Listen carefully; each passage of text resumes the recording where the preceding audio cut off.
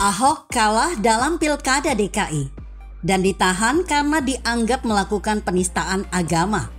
Dalam persidangan Ahok, Ketua MUI Ma'ruf Amin menyangkal melakukan pembicaraan telepon dengan SBY. Mengutip artikel yang ditulis Iwan Raharjo yang diposting redaksi Indonesia.com, tim kuasa hukum Ahok sangat yakin bahwa mereka punya bukti percakapan. Kuasa hukum Ahok kala itu ingin membuktikan apakah ada peran SBY dalam demo-demo terhadap Ahok. SBY segera membuat konferensi pers, mengakui bahwa ada percakapan langsung melalui telepon dengan Ma'ruf Amin, walaupun isinya diklaim sama sekali tidak berhubungan dengan kasus Ahok. SBY merasa dirinya disadap. Puncaknya tentu saja saat SBY menjadi tertawaan warganet saat membuat cuitan viral yang lagi-lagi bernuansa galau. Bapak Ma'ruf Amin, senior saya, mohon sabar dan tegar. Jika kita dimata-matai, sasarannya bukan Bapak, tapi saya. Kita percaya Allah Maha Adil. Warganet menanggapinya sebagai lebay, sok pede, dan sok penting. Dalam persidangan kasus korupsi KTP elektronik, nama SBY tiba-tiba muncul.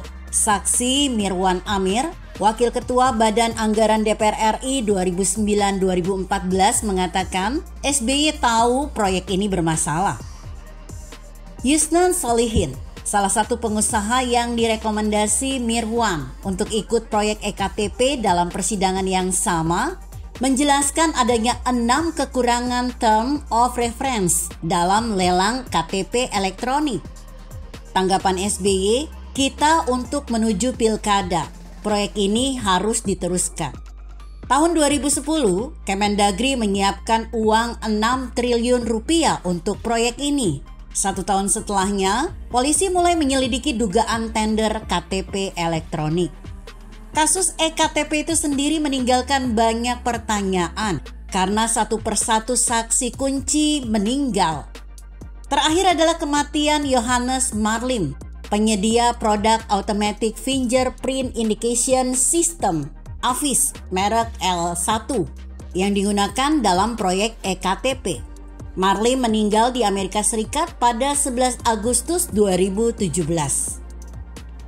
Sebelum Marlim, ada 2 saksi dari kalangan anggota dewan meninggal. Mereka adalah politikus Partai Demokrat, Mayor Jenderal TNI Purnawirawan Ignatius Mulyono, dan anggota Komisi 2 Dewan Perwakilan Rakyat dari fraksi Partai Golkar, Mustoko Koeni. Baik Ignatius maupun Mustoko Koeni diduga menerima aliran dana korupsi EKTP sejumlah ratusan ribu dolar. Johannes Marlim sendiri menjadi saksi kunci karena ia mengantongi bukti pembicaraan para perancang proyek EKTP selama 4 tahun.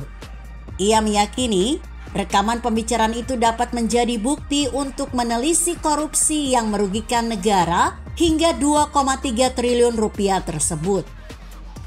Entah apakah ini suatu kebetulan atau tidak, masih ada hal lain yang akan mencengangkan kita tentang yang namanya tidak akan disebut itu. Kali ini menyangkut kasus kematian aktivis HAM Munir Syahid Thalib. Diawali oleh ketetapan Komisi Informasi Pusat (KIP) yang menyebutkan bahwa pemerintah harus membuka kepada publik isi laporan tim pencari fakta TPF terkait kasus pembunuhan Munir. Tak berselang lama, Kementerian Sekretaris Negara mengatakan mereka tidak memiliki dokumen asli tersebut dan mengatakan menurut sejumlah laporan, dokumen asli itu dipegang SBY. Bisa diduga apa yang terjadi. Pada 23 Oktober 2016, SBY buru-buru menjelaskan kasus itu dalam 11 cuitan galau seperti biasa. SBY dan para ex-kabinet Indonesia Bersatu sedang menyiapkan penjelasan soal kasus tersebut. Tetapi ia merasa difitnah dan ditekan dengan pembentukan opini publik. Pada 6 Oktober 2016, lagi-lagi cuitan galau muncul. Keterangan panjang diunggah terkait perkembangan kasus Munir di masa pemerintahannya. Intinya menyebut bahwa naskah asli laporan akhir TPF Munir tidak sengaja dihilangkan, tapi memang belum ditemukan. Tapi salinan lengkap akan diserahkan ke pemerintahan. Epic. Entah apa yang terjadi, tapi kisah-kisah ini semua membuat kita makin memahami mengapa Angie memilih bungkam. Demikian juga Antasari.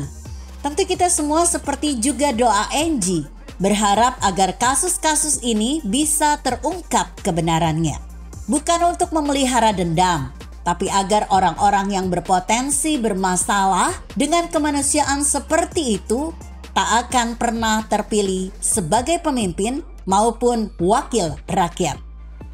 Begitu kira-kira, bagaimana menurut Anda? Jika Anda berpendapat lain, tuliskan komentar Anda di bawah ini.